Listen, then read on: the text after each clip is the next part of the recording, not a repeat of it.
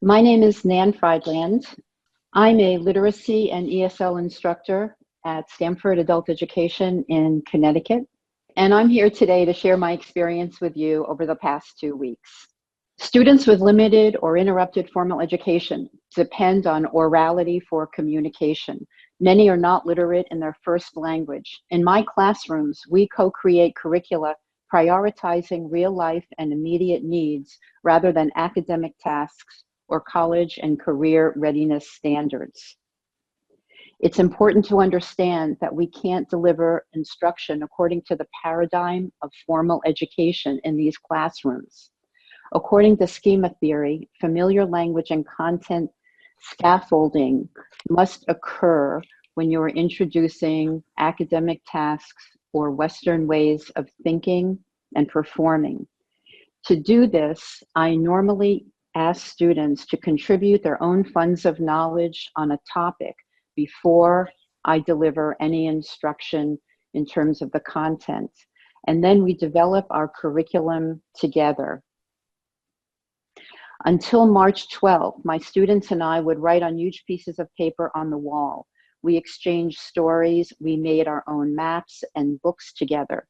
We engaged in activities outside the classroom, like walking through town and taking pictures of buildings and taking pictures of the language that we saw around our school. We would then come back and using photographs and text, we would construct a page-by-page textbook that we would work with. When we see the picture of the two students who are in front of a whiteboard, this is our normal way of developing our curriculum. So they took the pictures and I wrote the words. They match these words to the pictures, and then we develop a text out of this sort of learning. On the day that the leadership in our school was made aware that we had 24 hours notice before our school ended, we were advised to get our students on WhatsApp. WhatsApp until that time had been used as a platform for students and teachers to be able to be connected in terms of attendance and assignments. WhatsApp is a platform for messaging, text, audio, and video that has been used worldwide for many, many years. Almost all of my students had a smartphone. Almost all of my students had WhatsApp as an app. When our school was about to close, we had emergency meetings in which 100 people at a time were given instruction in Haitian, Creole, in French, and in Spanish to download WhatsApp so that we could use it as a web platform for communication. We had no idea at that time that it would be used as a teaching platform. For myself, I had just begun to use a smartboard in class. My students had just learned to use QR codes for textbook exercises. My students had engaged in a few hours of computer training and were barely familiar with a keyboard and a mouse. For us, making the transition to WhatsApp was pretty difficult. However, this is what we did on the first day. On the very first day, I texted my students. What we did after that emergency meeting was we went back to our classrooms and we created a WhatsApp group. In this way, all of my students are connected, and in a single motion, I can text them or send videos or send audio messages. Having a few hours just to connect, just having an hour to make that group was what made us able to connect in the future. So 3 days later, I tapped on WhatsApp and I was able to connect to my 28 students in my beginner class and 28 students in my level 1 class. On that first night, what I was able to do was text them photos that they had taken around town. Here's one of those pictures, the picture of the student in front of the library. The Ferguson Library shows a photo that the student took of another student when we were outside taking pictures. So I was able to take a photo of this picture and send it to my students. And then I was able to send them another worksheet in which they were asked to answer questions. In this way, we conducted a 2-hour class, and we have continued to conduct our 4 classes a week, 2 hours a day. In my other class, we're 2 hours a night, twice a week. So this is what it looked like on the first day. I sent the students pictures that we had already taken.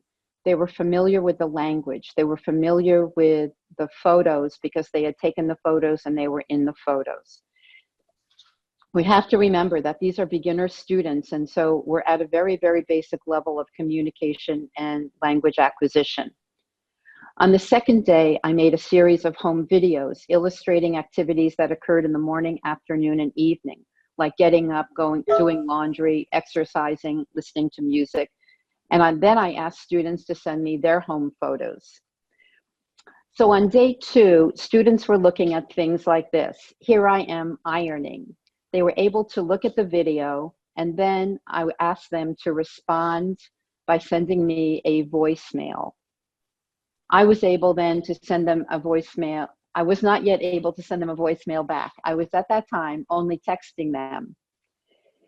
So on day 3, I discovered the microphone and the audio messages. And from that time, they were able to look at the videos and then respond to me by voicemail or by text. Most of them are responding only by voicemail because they're not proficient in texting at this level. So here's an example. Let's look at what do we do at home with Mishu. So after I made a series of videos around my house, I then asked students to contribute more of their own material. Here's Mishu at home cooking fish. And then later we see Alejandro, he's at work.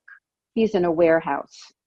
So these became the pieces that I would enter into on day 4, a PowerPoint in which I integrated the photos, the text, and the video, either from student materials or from my own materials. In this way, students were able to ask and answer questions in relationship to the videos and the pictures and the text that I would send them. This was the day on day 4 when my husband showed me how to copy and paste so I could slide a slide from my PowerPoint from the right side of my screen to the left side of my screen. Here we look at WhatsApp meets PowerPoint.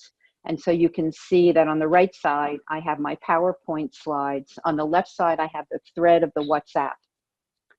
And so I slide over one slide from the PowerPoint into the WhatsApp thread and then ask and answer questions. So using this platform in the last 2 weeks has been exhilarating. It's been exhausting.